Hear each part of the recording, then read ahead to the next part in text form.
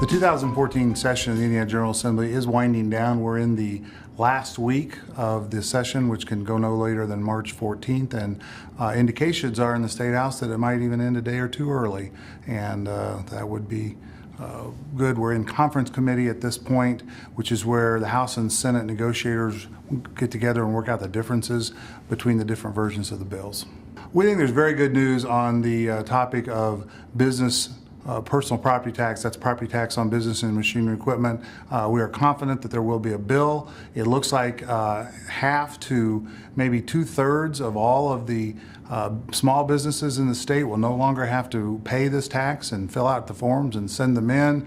We're looking at possibly expanded tax abatement opportunities for local government for new, larger projects, possibly what they refer to as a super abatement that might allow locals to abate the property for as much as 20 or 25 years, and a comprehensive study of the issue of what would it take to eliminate the business personal property tax entirely. That gets you into talking about replacement revenues for local government, because currently that tax provides about $1 billion a year in resources for local government. But we're very pleased that the legislative leaders and the legislative fiscal leaders have put so much time, energy, and emphasis on this key chamber public policy topic.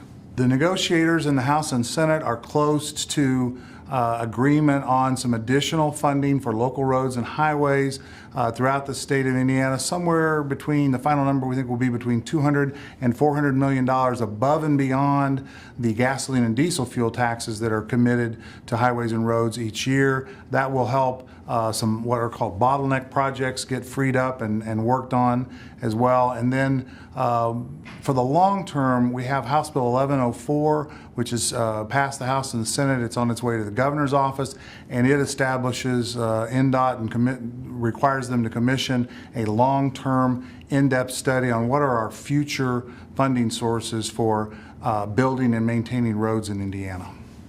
The Chamber is particularly pleased that the General Assembly has put significant attention and focus on the two key issues of business personal property tax reduction and transportation infrastructure funding, both now and in the future.